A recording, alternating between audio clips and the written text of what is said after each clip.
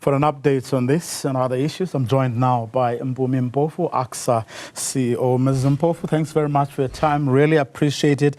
A faulty valve was apparently responsible for yesterday's chaos. The question, I guess, is whether it wasn't something that could have been prevented or planned for either through routine maintenance or an alternative system in case something happens. Good afternoon, Vuyo, and good afternoon to your viewers. Let me start by just reiterating the apology we've issued to members of the public who've been affected by this. And really to just indicate that the problem we have was with a drive shaft which sheared, and we'll be able to do an immediate incident report that will give the details of what actually happened in this particular case. Now, when this drive shaft sheared, it resulted in our inability to refuel aircrafts because it runs between the storage tanks and the aprons, which actually enable refueling. The problem that actually occurred was because of a reconditioned shaft that we had done some time back, and this was 2 years ago, and it then resulted in this particular challenge that we experienced. Let me just indicate, when this happened in 24 months ago, we immediately embarked on an extensive capital program for refurbishing that capacity, and we've set aside 1.5 billion that actually will enable us to clear the problem once and for all. Now, some of these things do take time, and we've had projects that have been in the pipeline to resolve this particular issue. And some of them have also suffered delays as a result of environmental impact assessment approval and the approval of inspection of authority, which was supposed to sign off. The number of interventions we did put in place to prevent this from happening included an establishment of a new 20-inch jet line, which is 1.8 kilometers long, which basically will start in March 2025 because of the regulatory approvals and will be completed in March 2026. In addition to this, we had set aside an additional redundancy for the creation of a bypass mechanism for which designs have been completed. This one is about 9 meters long, and the implementation of that will be completed for February 2025. So when the question is asked as to whether or not in our preparation for festive season, we foresaw this, the answer is we had put in place a number of initiatives which should have been completed by this particular time. And unfortunately, the 2 projects that were going to completely eradicate this were not completed. We're conducting a thorough investigation as to what happened in this instance, and that already is on the back of an incident report that is about to be completed. We've subjected the drive shaft, we've even got pictures of it, to a laboratory analysis, which basically will look at the actual reasons for it sharing or breaking apart into pieces, so that that detailed report will give us a very clear sense of what happened, what caused it, was it heat, was it cracks, and we will know the answer to this very shortly. The board of Acsa has taken very serious steps towards, on the basis of the incident report that is to be completed, to conduct a detailed investigation, which will allow us to really get to the bottom of this issue. And what we're happy about is when the incident happened at 9 o'clock, by 1 o'clock, the parts had been restored and operations were back. Now, what normally happens in aviation is when you've had delays for that period of time, that has a knock-on effect for the rest of the day. But we're also happy to report that by close of business yesterday, all the delays had been basically corrected, and all the flights were operating back to normal. We really think it's unfortunate that we would suffer from such an incident, but we are absolutely sure we're restoring the confidence amongst the public, which indicates very clearly that we put the additional part in. It was restored by 13:01. The part was actually operational, and all we really had to deal with is a knock-on effect. Again, apologize profusely for the inconvenience that was caused, and understand the impact, the negative impact that it had on passengers. But if you were to ask the question, does Acsa have the capital investment and projects that are aligned to solve this problem? The answer is yes. The only challenge is that they were not complete by the time we got to the festive season. And in fact, the incident that happened was one that could not have been detected because it's a part that really just broke into pieces and was something beyond our control. Now, while we await that incident report, wouldn't you accept as fair criticism something that says if we had something similar happening almost 2 years or 24 months to the day, it could well be that the process you had started to the tune of millions of rands was perhaps, or at least in part, a shoddy job, or that someone slept on the job in the sense that no one monitored closely the people who were doing the infrastructural maintenance work that you're going to spend, or you're spending so much money on?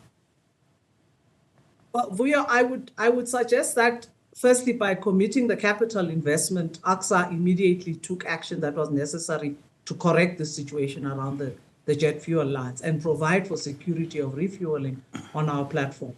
The second is that in the process of implementing those projects, it is exactly that report of investigation that will tell us whether somebody slept on the job or, in fact, that something went wrong in the implementation of the process. What we do have is a clear commitment by us as soon as the incident happened in 2022 to actually implement all. We had a multiple strategy program that started off with a bypass mechanism, which is a shorter route that is now going to be completed in February. We had a 20-line new line that was going to be implemented. That one is going to start in 2025. What we can say is that invariably beyond our control sometimes are the processes in a public finance management framework that require us to implement projects timeously, for which we do not get exemptions. You can't get an exemption from an environmental impact assessment approval. You have to go through with it, and you've got to get the approval before implementing a big project of this nature. But more importantly, one of the issues around fuel is that safety is the most important issue. So the management of fuel projects of this nature is highly regulated. And in fact, those regulatory requirements do have a negative impact on the timing of programs of this nature.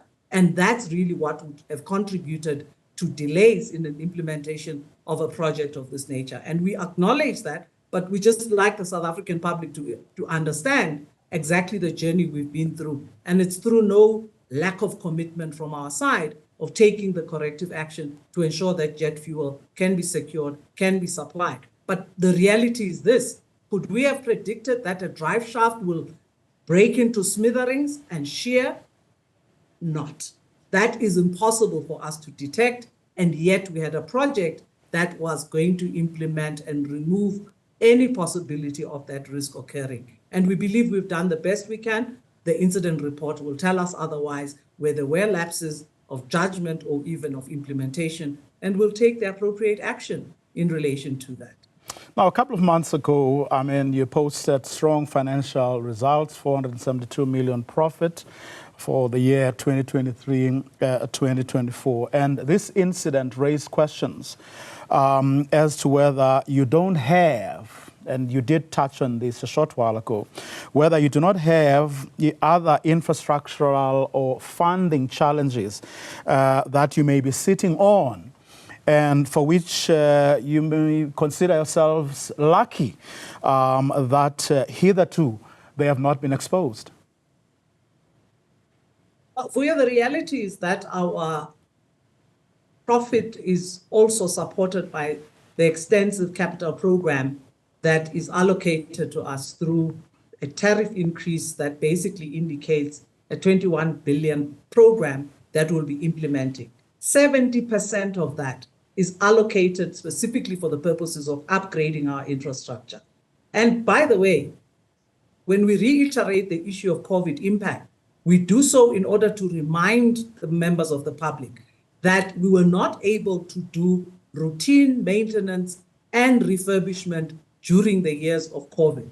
The money that was allocated to us at the beginning of last year is the CAPEX that is indeed now being implemented to refurbish all of these various parts of the airport, which really did not get the attention during the years of COVID. But where we are right now, as I indicated in the one project that we're implementing, the design consultant has been appointed. They are working. They are giving us a result on February 2025, and that redundancy implementation for that bypass mechanism will be implemented immediately.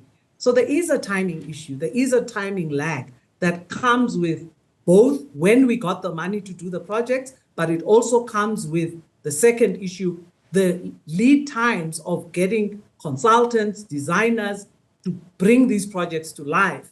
That really we're going through this difficult period of a transition where everybody expects that immediately after COVID we'll be able to implement the projects. Unfortunately, with infrastructure at this level, at this scale, it doesn't quite work like that. So we understand the transition period we're going through. And during this transition period, there are going to be glitches like this, which clearly indicate that we are in the process of implementation, and it doesn't by any means reflect lack of commitment on our part or even negligence for that matter. So we'll just do the investigation, and if there are indications of misdemeanors in the process, we'll be able to report back to the public and really create the right impression around what it is that we've done over the period. People are asking for transparency, and what we're able to do is to explain in detail how the project cycle works and why we were caught in this period. It's still, unfortunately, whether we like it or not, the legacy of COVID that is still impacting on us and having an undesired effect of projects that have not hit the ground when they should have hit the ground, and then these incidences happen in that particular space. But again, unreservedly apologize to South African public. Yesterday, the new shaft was implemented because we had it in store, but we're also taking the old one into laboratory analysis so that we can determine what was the underlying cause and why did it break up into smithereens that actually resulted in the problem yesterday. Now, airlines and passengers are understandably unhappy with having to incur additional costs. In fact, one airline, FlySAF Air, saying you should refund all passenger charges. Are you going to foot the bill for the additional costs for airlines and passengers? Look, we are absolutely clear about the impact of this particular incident. And yes, Airports Company South Africa would normally respond by doing an analysis on the basis of the report as to exactly what are the causal issues that led to this. The airlines know this. When there's a determination that they are to blame, they have a system through which they are able to deal with the costs that have come as a result in it. As Airports Company South Africa as well, we look at the consequences, but we all rely on that technical report to be able to determine liability of one party or the other, and we will deal with that situation. So that report is quite crucial in determining exactly the root cause and, out of the laboratory test, what actually led to this incident, and then we'll take it from there. We are a responsible citizen, and we'll basically walk this path with our customers and our airlines on the basis of the findings of the report. There's no way we can deal with this differently. And this is not the first time these incidents happen. All the time, we then get into a consultation about what it actually means, and we work out how we can deal with it. So you cannot say right now unequivocally whether or not you will pay the airlines and passengers the costs, certainly in the event the problem may have been with you. We are not allowed to say that. It would be reckless in the absence of a technical report that is conducted. And surely, legally, I would be guided not to make such a commitment until the report is on the table. And the report will tell us exactly what we need to do. All I can give assurances is that when Acsa has a report in front of it and it indicates the causal issues and, in fact, indicates exactly what happened, Acsa will do the right thing. I can't say anything further, but the report will really tell us. as to what happened in this case. But Acsa, together, of course, with your other partners like your air traffic navigation systems, are alive to the reality that such incidents as this one and as the ones that happened in East London and Gqeberha, Mthatha and other airports when flights couldn't take off do actually have an impact on travelers, which lead to travel losses, but also loss of confidence in South Africa's ability to ferry people around. No, we're absolutely aware, Vuyo, and this is why at Acsa we would ensure at all times that we prevent incidences of this nature happening. A jet line is something, and the parts referred to the jet line is something that is part of our infrastructure. Some of it lies underground. Sometimes we're not able to determine the problems. Sometimes we are, and we embark on projects, as I've indicated, to correct the situation. We are aware of that impact, and in most instances, we're able to take the correct action to ameliorate the impact on passengers. In the incidences that you referred to, we were the first ones to lay out road transport to ferry passengers in the direction to connect with flights to minimize the negative impact of that. And we take responsible action as this company to ensure that we can mediate negative impacts of these incidences of this nature. We're not irresponsible, and we are a responsible citizen, and we take issues, but we're also guided by the technical assessments of issues such as this, so that we do not falter or even find ourselves informally getting into very serious processes like this. So we're guided legally, and we're advised legally and technically. The engineers and the experts will be on the platform telling us exactly what happened. We know what we're supposed to do on the basis of that.